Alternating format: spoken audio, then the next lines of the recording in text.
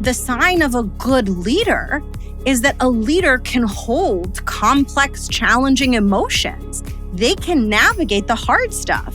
So if we tell ourselves, I'll just avoid emotional discomfort, not only are we trying to pretend like we are robots instead of humans, but we are also depriving ourselves of the opportunity to become deeply resilient leaders.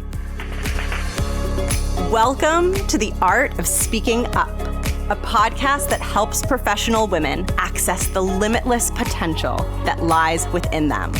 I'm your host, Jessica Guzik, and my mission is to help you find that spark inside you that has the power to transform your career in ways you may not have thought possible. I'm so excited that you're here. And now, on to the show.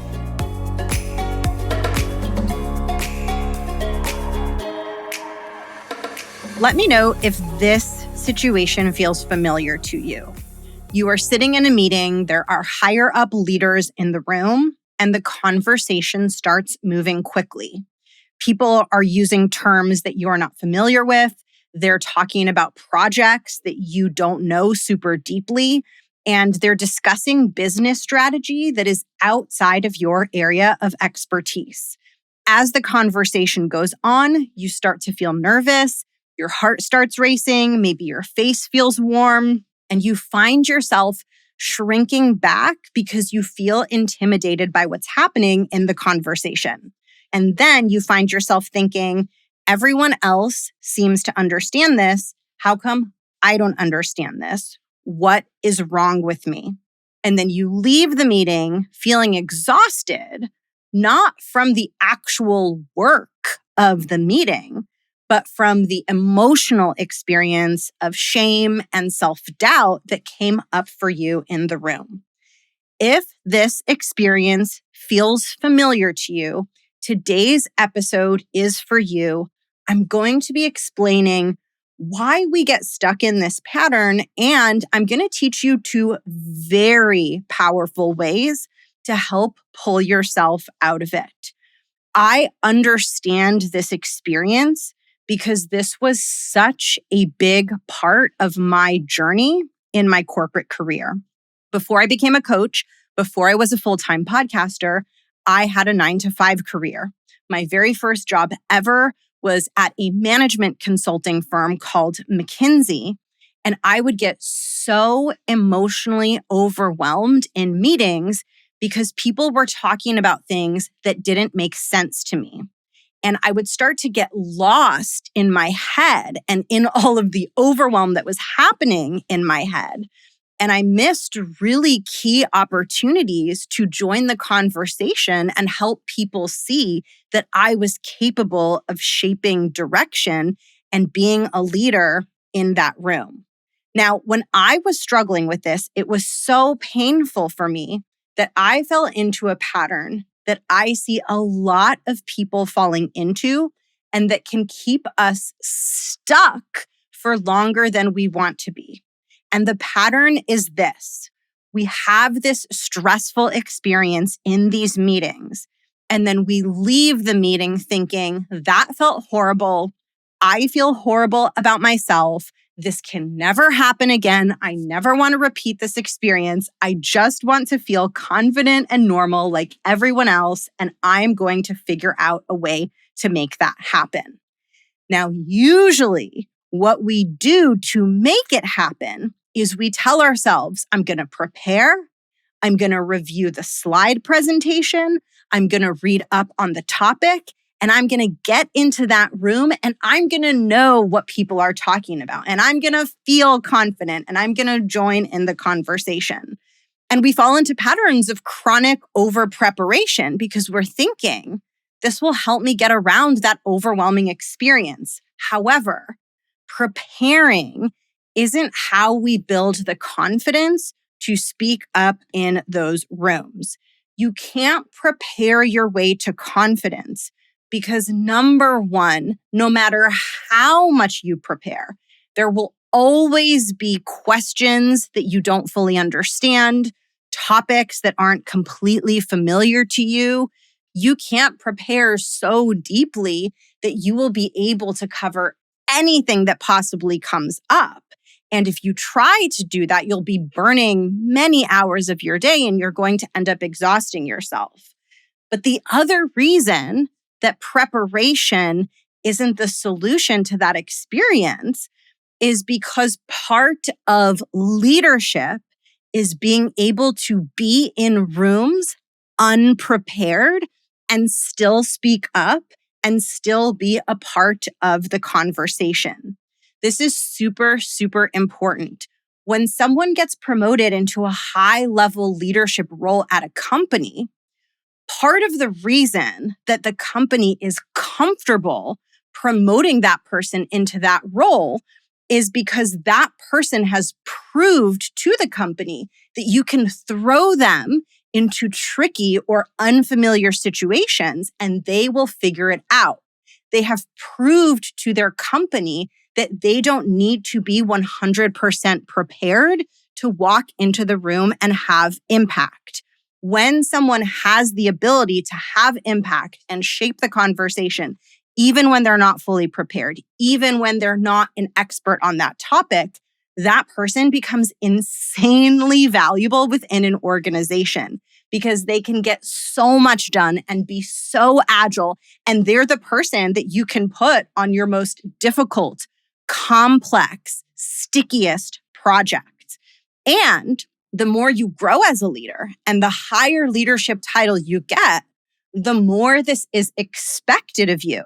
So if you are successful in your career, the experience of feeling confused and unfamiliar in meetings is going to increase, not decrease, because the more successful you are and the more you get promoted, the more your company is going to turn to you to navigate those tricky situations. The reason that I'm sharing this is because I really want to show you that letting go of the desire to prepare your way out of the emotional discomfort is what is going to help you grow. And this is a huge way that I support my clients. Typically, when they first start working with me, they are very stuck in patterns of over preparation. And I work with them to build new skills that are different than preparation, that help them feel confident in the room, even if they're not an expert and even if they haven't fully prepared. And that's what I want to dive into in today's episode. I'm going to be teaching you 2 internal skills that will help you speak up powerfully in any conversation, whether you know the subject matter or not. So we're going to start with the first one, which is one of my absolute favorite things to coach my clients on.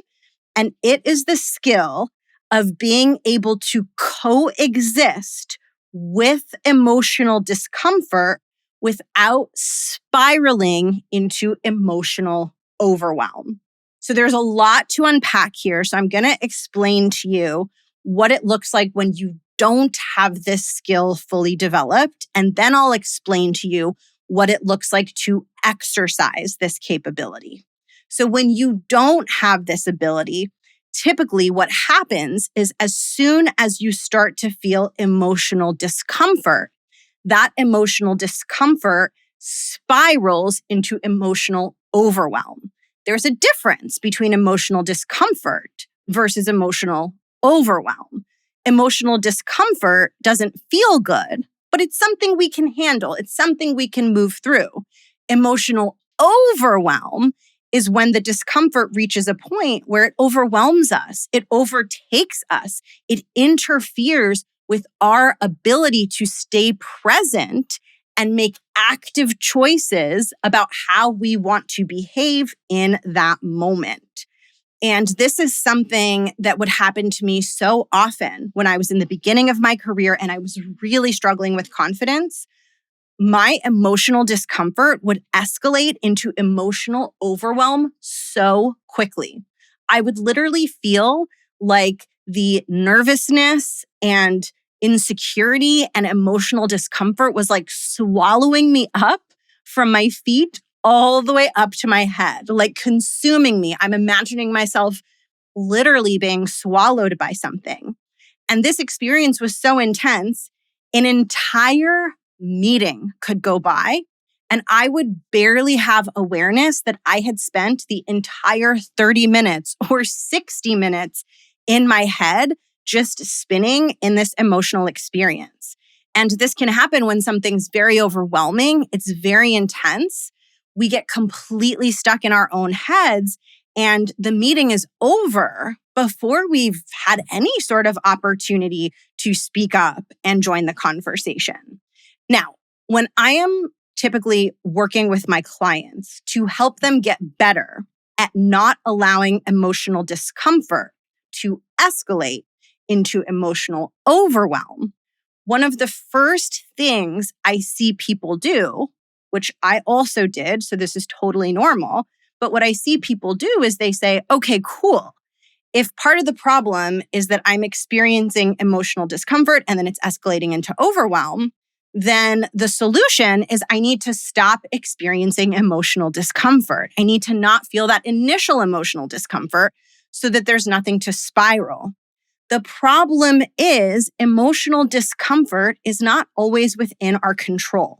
For us to tell ourselves that we will be in full control of the amount of emotional discomfort we are experiencing would be us lying to ourselves. And it would be us becoming really bad leaders, because the sign of a good leader is that a leader can hold complex, challenging emotions. They can navigate the hard stuff. So if we tell ourselves, I'll just avoid emotional discomfort, not only are we trying to pretend like we are robots instead of humans, but we are also depriving ourselves of the opportunity to become deeply resilient leaders, which is why the piece that I work with my clients on and the piece that I recommend you focus on instead is to be able to hold and metabolize emotional discomfort. So I want to zoom in on the word metabolize. And this episode's going to get a little weird. I'm going to use an analogy that's going to feel a little weird, but I think it's going to help you understand this. So metabolize means that I've eaten food and that food can now be broken down by my digestive system. And then it can kind of go where it needs to go to fuel my body. So it basically means like my digestive system can handle that food. Now, I want you to think about the opposite of metabolizing. If I consume something that my digestive system can't handle, so for example, let's say I consume something that is spoiled or that is dangerous for me to consume, I will not be able to metabolize it and I will be out of commission, right? Bad things will happen. And so with emotional discomfort, it's the same. We can either learn to metabolize it and it can move through us in a healthy way, or we can reject it and it will explode out of us. I told you that this was going to get weird, but it's just such a perfect analogy. I had to use it. So sorry if this feels a little gross, but I want you to think about it as your goal is for you to be able to digest uncomfortable emotions. So when they happen, instead of it spiraling out of control and spilling everywhere, you want to be able to process it. You want to be able to metabolize it. And one of the most powerful ways that you can develop your ability to do this is number one, decide that it's okay to feel emotional discomfort. And number two, decide that emotional discomfort is something that you want to get good at. When you decide that it's okay and it's something that you want to learn how to move through, then when it happens, you don't panic as much because it's all part of your plan. It's all part of your growth plan as a leader for you to become that badass, unstoppable, unshakable leader. you need to be exposed to emotionally hard things so that you can move right through them and then look behind you and say, wow, I did that. I'm really freaking good at leading. And when we are able to welcome the experience of emotional discomfort, and when you get into this headspace of accepting that emotional discomfort is normal and actually deciding that you want to experience a little bit of it so that you can grow, then when it pops up for you, you're not going to move into emotional overwhelm because you're not going to be thinking that the emotional discomfort is this horrible, awful sign of something bad happening. You're going to see it as a rite of passage for your growth. And when you see it that way, and when you don't escalate into emotional overwhelm, you discover one of the most beautiful abilities that you will ever discover about yourself as a human, which is that you can take action even when you feel uncomfortable. This is the new discovery that you make when you make peace with emotional discomfort. Because you're not allowing it to escalate into emotional overwhelm, and because you're building your ability to metabolize it, then when it comes up, instead of you becoming completely frozen or completely paralyzed, you are able to say to yourself, I do feel uncomfortable, but that's okay. I can handle this, and I'm going to speak up anyway. And when you start having those experiences of speaking up in rooms where the overwhelm used to prevent you from doing that, your confidence will soar to the moon. I think a lot of times we think that confidence is going to come from us entering into the room and it feels really easy and everything goes smoothly and we speak up and we sound smart and everyone loves it. That's not where we build the deep confidence. The deep confidence gets built when we walk into the room and it feels really hard. And there's a part of us that wants to totally spiral into overwhelm, but we don't. And we show up for it and we take the action anyway. We leave that room feeling 10 times more confident than we would feel leaving a room where everything was easy and everything went ideally. That's one of the most beautiful things of learning to metabolize emotional discomfort is that it builds your confidence faster than almost anything that you can possibly do. And with that, I want to move into the second skill that will help you speak up in rooms that intimidate you. And that is the skill of separating confusion from character. So once again, there's a lot to this one, so I'm going to go ahead and unpack it. So I'm going to start by explaining what it means when we are merging confusion and character together.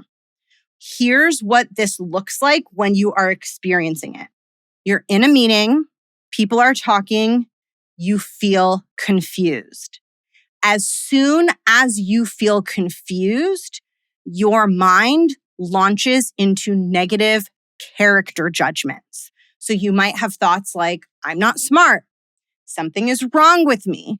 I'm broken. I don't get it the way other people get it.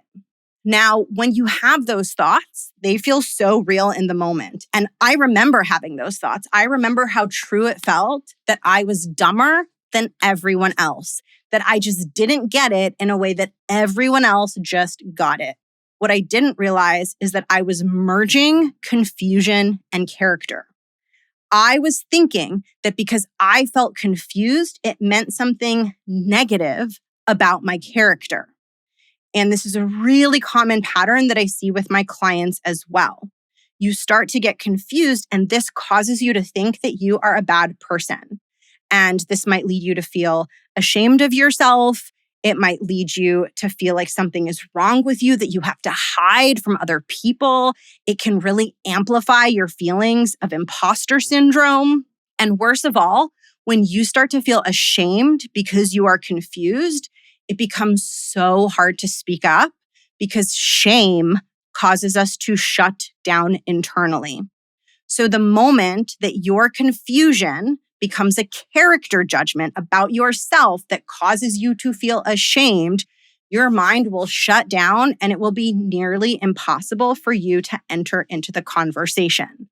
And something that can be so psychologically painful about this experience is that the shame accumulates every time it happens. And I remember having this experience of feeling worse and worse about myself with every meeting that went by, because every meeting was reinforcing this incorrect but painful belief that there was some sort of something wrong with me.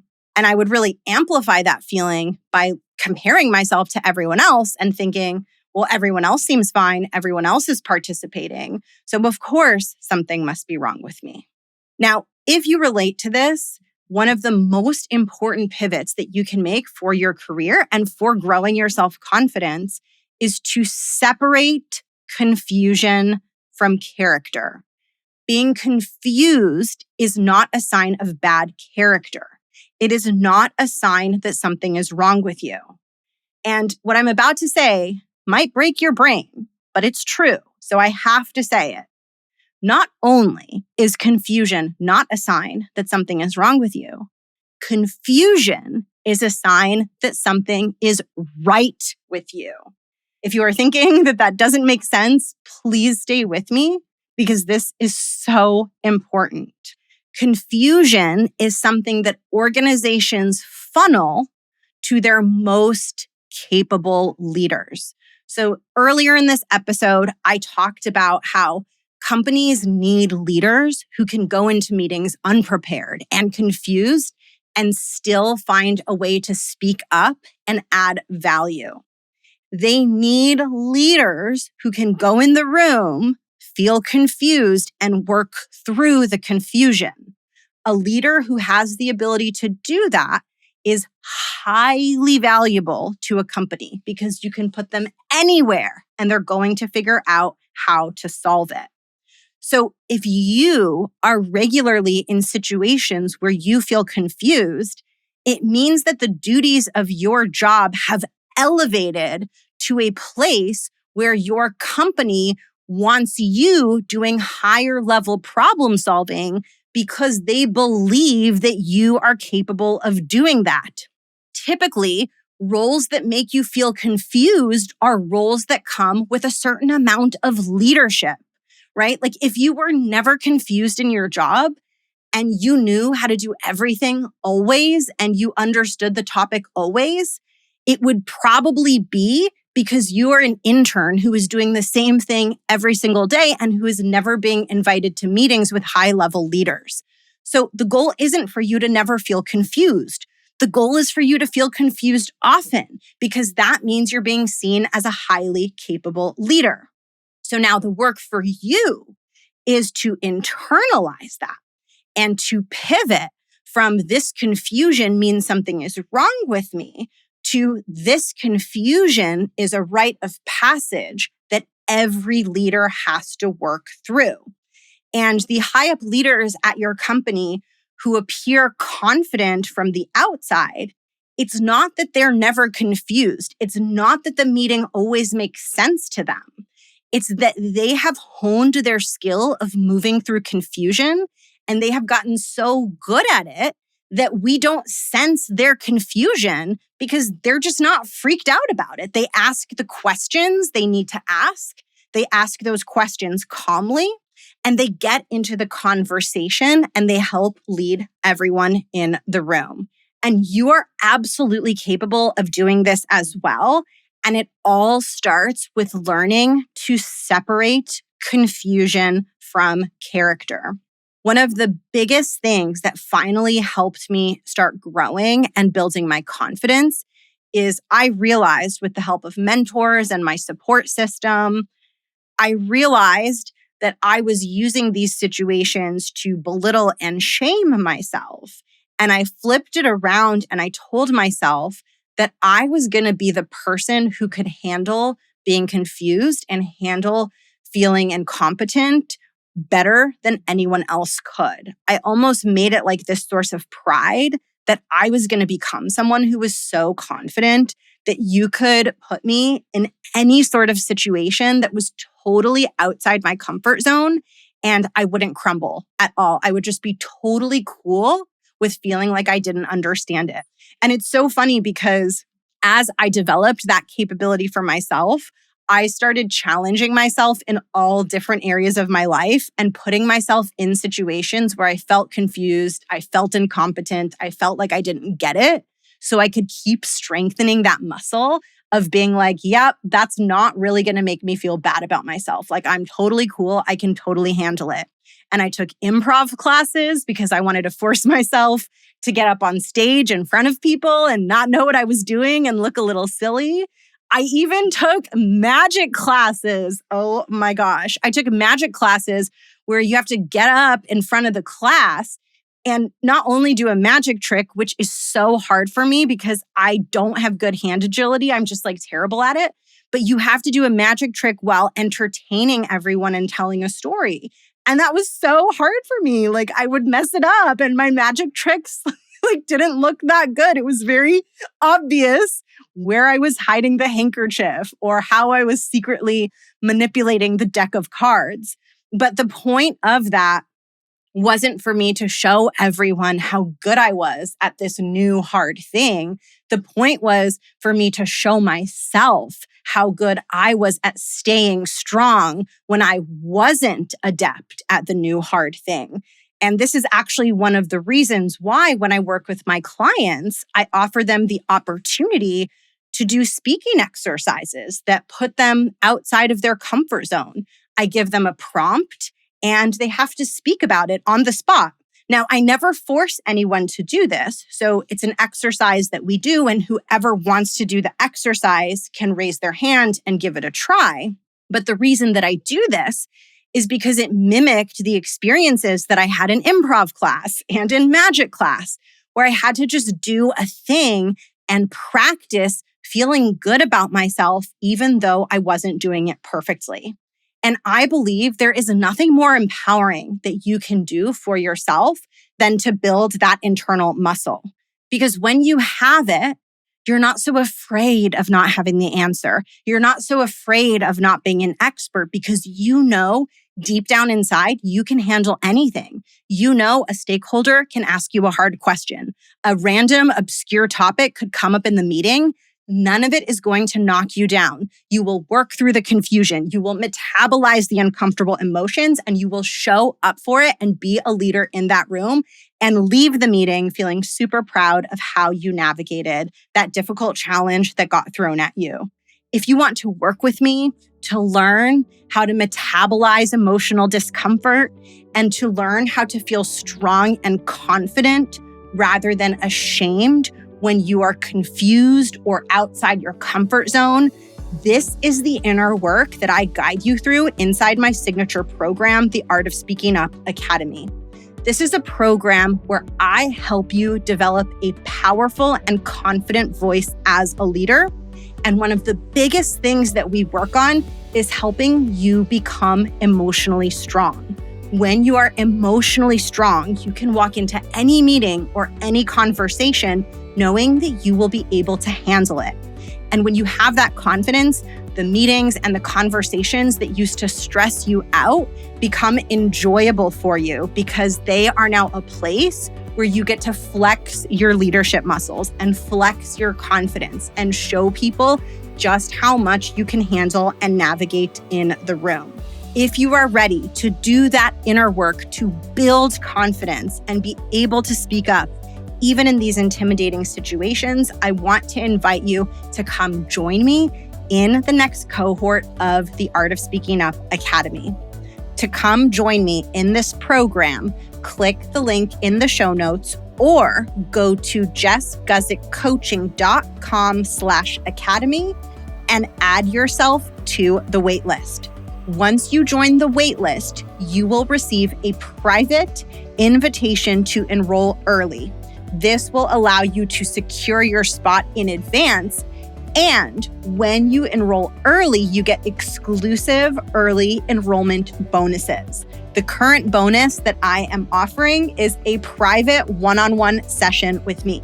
You don't want to miss this because you will get that session for free, complimentary, included in your enrollment. Just head over to the link in the show notes and add yourself to the waitlist. Thank you so much for tuning in to today's episode, and I will catch you in the next one. Bye.